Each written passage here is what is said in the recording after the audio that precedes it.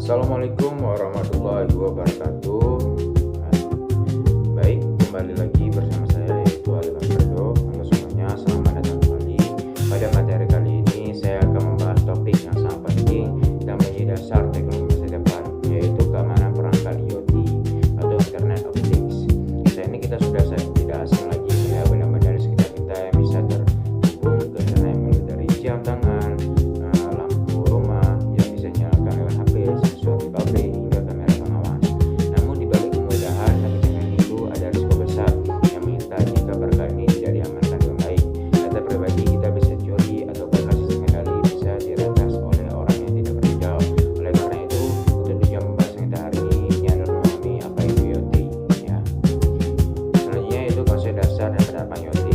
Nah, mari kita mulai dari pengertian dasarnya. IoT adalah sebuah konsep di mana benda-benda fisik alat kendaraan atau bangunan dilengkapi dengan perangkat elektronik, perangkat lunak, sensor, dan koneksi jaringan. Hal ini mungkin benda-benda tersebut bisa mengumpulkan dan bertukar data tanpa perlu interaksi manusia secara langsung.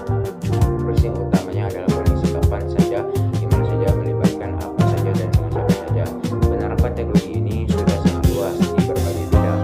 Pertama, rumah pintar, contoh paling dekat dengan kita, kunci pintu yang serba otomatis. Yang kedua yaitu bidang kesehatan, alat pemantauan detak jantung dan kadar gula rendah atau alat bantu medis yang terhubung dengan ke sistem rumah sakit sehingga dokter bisa memantau kondisi pasien secara real time. Yang ketiga yaitu industri dan manufaktur, saya disebut industri 4. Di sini sensor dipasang di mesin-mesin pabrik untuk memantau kinerja. Yang keempat yaitu kota pintar, penerapan dalam skala besar seperti sensor kualitas udara, lampu jalan yang menyala sesuai cahaya matahari. Fakta menariknya, diperkirakan pada tahun 2005 nanti akan ada lebih dari 75 miliar perangkat IoT, yaitu sebelumnya ya 2005. Selanjutnya yaitu arsitektur IoT, 4 lapisan utama.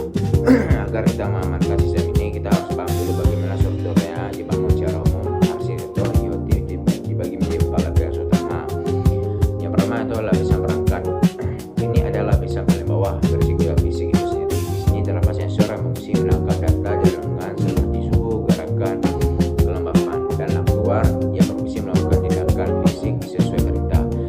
Tantangannya, perangkat di sini biasanya memiliki kemampuan terbatas, memori kecil, daya baterai ringan, dan prosesor sederhana. Yang kedua yaitu lapisan komunikasi.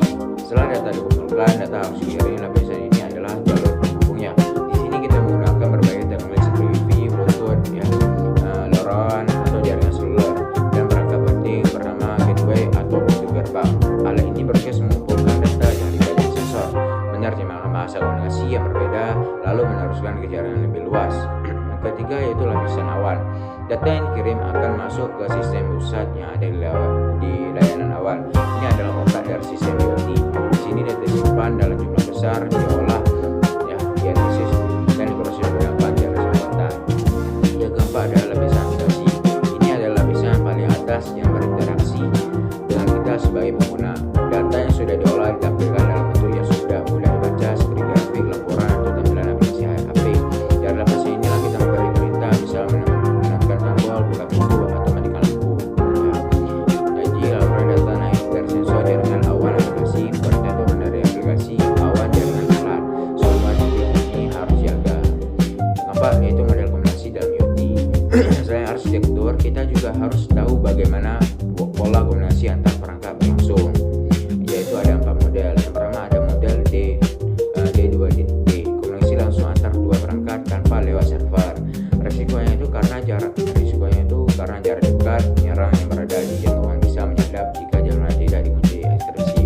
Yang kedua yaitu model D2C, device to cloud. Ini yang paling umum, perangkat mengirim data langsung ke server internet atau penyedia layanan, contohnya data CCTV.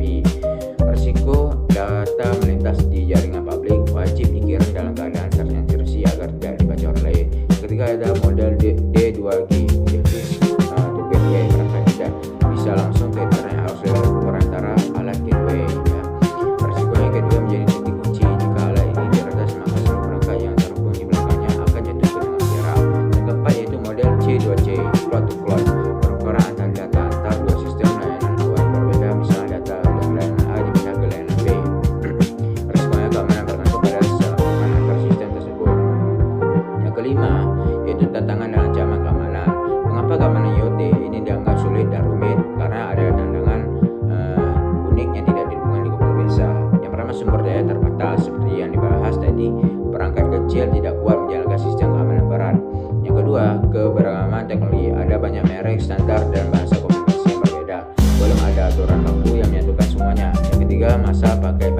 perangkat IoT sering dipakai bertahun-tahun. Jika produsen berhenti mendukung pembaruan sistem, perangkat itu akan selamanya berisiko.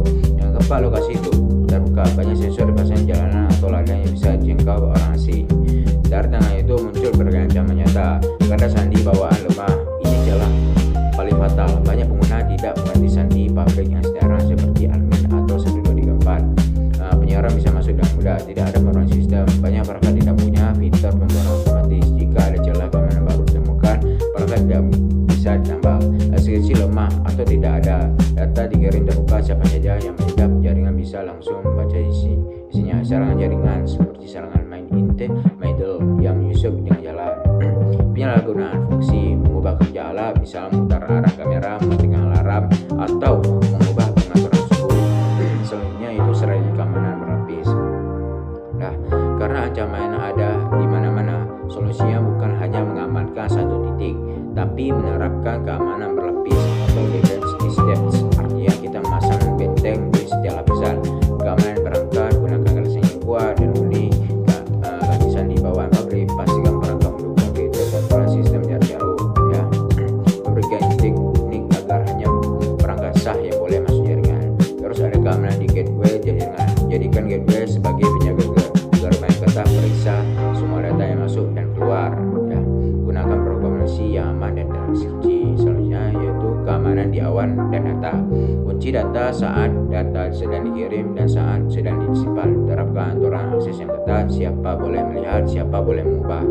Terus ada keamanan di aplikasi dan pengguna. Gunakan verifikasi 2 langkah, 2FA untuk masuk ke aplikasi. Pastikan terbuka aplikasi dan aman, ya, aman dari celah peretasan.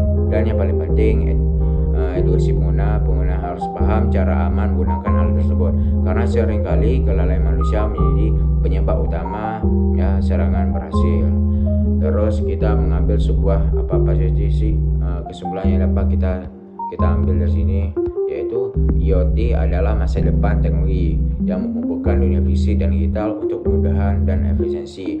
Namun pertumbuhan jumlah perangkat yang sangat besar membawa risiko keamanan yang besar pula.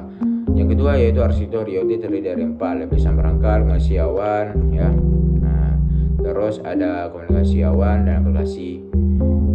Keamanan harus diperhatikan di setiap lapisan tersebut, tidak boleh ada yang terlewat. Yang ketiga, tantangan utamanya adalah keterbatasan kemampuan alat. Banyaknya jenis teknologi yang kelalaian pengguna dalam mengatur keamanan dasar, seperti kata sandi. Yang keempat, ada ancaman bisa datang dari mana saja, mulai dari pencurian fisik, penyadapan data, hingga peralatan sistem pusat. Lima, solusi terbaik adalah keamanan berlapis yang dimulai dari desain yang aman, pengamanan jalur komunikasi penuh data di pusat, hingga kebijakan penggunaan yang ketat. Memahami keamanan perangkat IoT bukan hanya soal teknologi, tapi soal menjamin keamanan, keselamatan, dan privasi kita di dunia yang semakin terhubung ini. Sekian pembahasan saya pada materi tentang keamanan perangkat IoT. Semoga materi ini bermanfaat dan menambah wawasan kita semua. Saya akhiri, wabillahi taufiq wal hidayah. Nun wal qalam ya masyurun. Assalamualaikum warahmatullahi wabarakatuh.